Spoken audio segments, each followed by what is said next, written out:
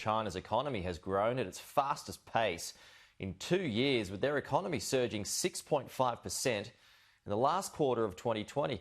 Joining me now to have a look at these figures is Scott Phillips, Chief Investment Officer at the Motley. Scott, good to see you. Happy New Year. Hope you had a good break, if you got one at all, because you're so busy. But looking at these Chinese numbers, I mean, how is it that they are so high? Pete, good morning and Happy New Year to you too. Got a little bit of a break, mate. Not quite enough, but I'll take some later in the year. Mate, look, the Chinese numbers are really impressive, and largely this is part of a bounce-back set of data that we should be a little bit careful of. So, look, it is unquestionably good news.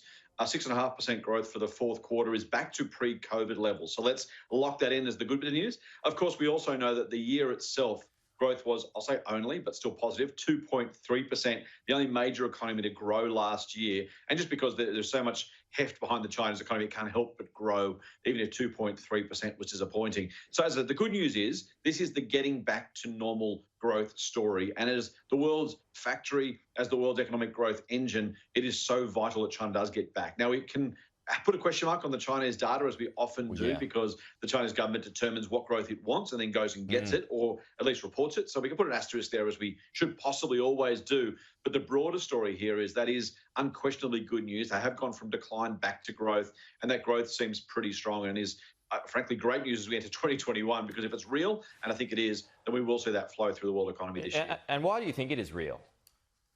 I think it's, well, again, so this is, again, a bounce back to pre-COVID levels. These aren't extraordinarily large numbers by China's historical numbers. This is, hopefully, if the data is real, this is just simply China getting back to being China. And I don't mean that flippantly, but the simple reality of the amazing industrialization of China, the growing affluence, the growing production, hopefully the resumption of consumer spending. It's what China has been doing now for a couple of decades. So to some degree, it doesn't require that much more explanation. This is hopefully back to normal, if we can, again, trust those numbers. So I'm pretty optimistic, I'm pretty positive, but with an asterisk there just in case. Yeah.